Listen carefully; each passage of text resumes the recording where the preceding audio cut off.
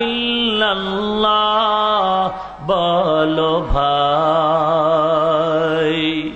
দুনিয়াতে আখেরাতে, দুনিয়াতে আখেরাতে, দুনিয়াতে আখেরাতে চাও যদি ভালাই, দিন থাকিতে লা ইলাহা ইল্লাল্লাহ বলো ভাই, দিন থাকিতে লা ইলাহা ইল্লাল্লাহ বলো ভাই, বলো লা ইলাহা ইল্লাল্লাহ, লা ইলাহা ইল্লাল্লাহ, লা ইলাহা। খারাপ লাগে আপনাদের কাছে? জিকির কার? আরো জোরে বলেন। এখানে আমি বিশ্বাস করি বিভিন্ন দলের সমর্থনকারী লোক আছেন, আছে। আমি বিশ্বাস করি বিভিন্ন তরিকাতপন্থীরাও। সকলের কাছে আমার নিরপেক্ষ প্রশ্ন, আপনারা কি এই কালেমার সাথে সবাই একমত? সবাই একমত? ভালো করে বুঝে শুনে বলেন, তাল মিলেন না। লা ইলাহা ইল্লাল্লাহু মুহাম্মাদুর রাসূলুল্লাহ। আওয়ামী লীগ যারা করে তাদের কালেমা কি নতুন আলাদা? বিএনপি যারা করে তাদের কালেমা কি আলাদা? নাকি সকলের কালেমা একটা? আজকে এই কালেমা নিয়েও লাগছে বড় ভেজাল। এ কালেমা নিয়েও ভেজাল। গাজীপুরের পার্শ্বে শালনা এলাকায় শুনেছি এই কালেমা নিয়ে কিলাকিলি দম দাও।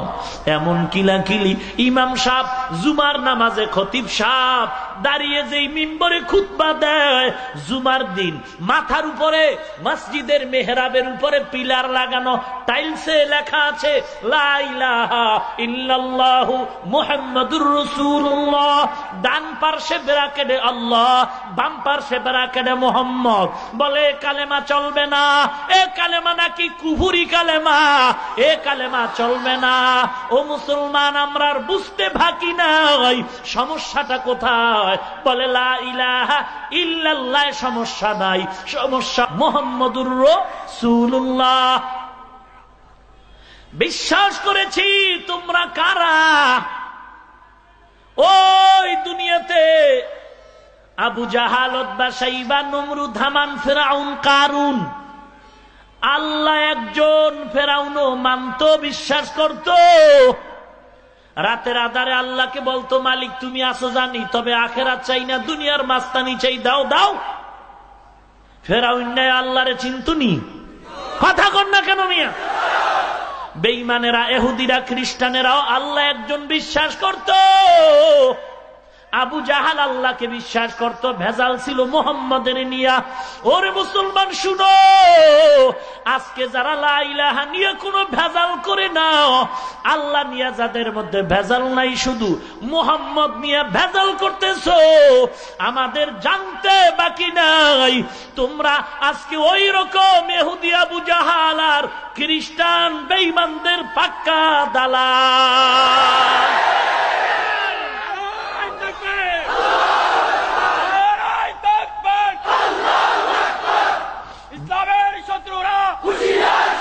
ভাইরা আমার, আপনাদের কালেমা কি আলাদা না এই কালেমা? তাহলে যারা এই কালেমার বিরোধিতায় কথা বলে তারা কি আসলে মুসলমানের বন্ধু না দুশমন? এদেরকে চিহ্নিত করার সময় আরো পরে না এখন। হিংসা নাই, দ্বন্দ্ব নাই। যদি আজও তওবা করো, কালকে আমরা বুকের সাথে তা মিলায় নিব। আমরা গালাগালি করব না, কারণ আমরা বিয়াদব না, আমরা আদবওয়ালা নবীর উম্মত। আমরা গালাগালি পছন্দ করি না, গালিও শিখি নাই। আমরা গালি দিব কেন? সুযোগ পাইলে পাও ধইরা বুঝায় মসজিদে ঢুকায় দিব।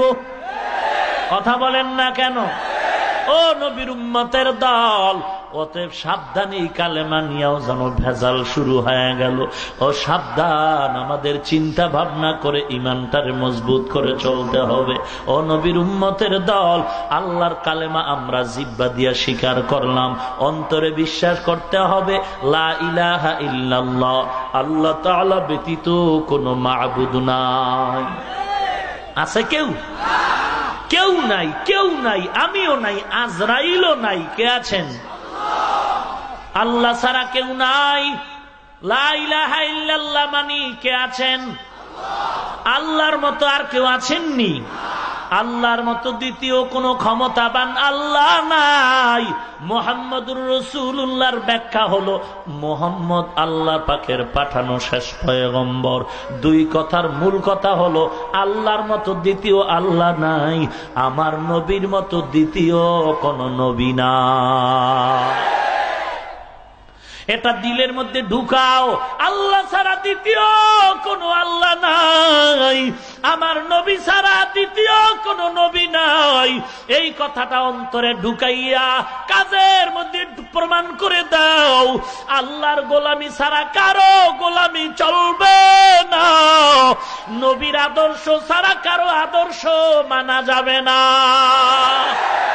हम सुरात हम सिराते मुस्तफा दर तमामी हाले ओ कुन इत्तबा इत्तबाए सुन्नते खैरु बशर गिरे लाजिम तबयबी ए पेसार मन अहब्बा सुन्नती कौले रसूल मजदाए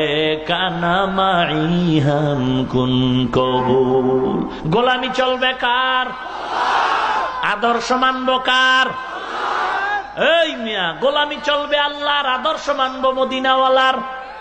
কথা বলেন না কেন? আল্লাহর কসম, আমার নবীর আদর্শ ছাড়া ভালো আদর্শ দুনিয়াতে নাই। পৃথিবীতে একটাই আদর্শ আছে, যে আদর্শ গ্রহণ করলে মানুষ মানুষ হতে পারে। আর দুনিয়াতে নবীর আদর্শ ছাড়া যত আদর্শ আছে এগুলো গ্রহণ করলে মানুষ মানুষ হতে পারে না, বরং মানুষের সন্তান হায়ওয়ান জানোয়ার হয়ে যায়। ভাইরা আমার, মদিনাওয়ালার নবীর আদর্শ কত সুন্দর, যে আদর্শে গালাগালি নাই, নবীর আদর্শে কোনো বরদোয়া নাই। বেঈমান দুশমন নবীর গলার মধ্যে রুমাল পেঁচায় জোরে টান দিছে, নবীর জিহ্বাটা বের হয়ে গেল, নবী গালি দেয় না। রুমালটা ছেড়ে দেওয়ার পর মায়ার নবী ওই বান্দার হাতটা ধরে মুস্কি হেসে দিয়েছে। নবীর আদর্শ কি? আর আমাদের ভিতরে কুত্তা সিংহের লড়াই, সাপ বেজির লড়াই চলতেছে।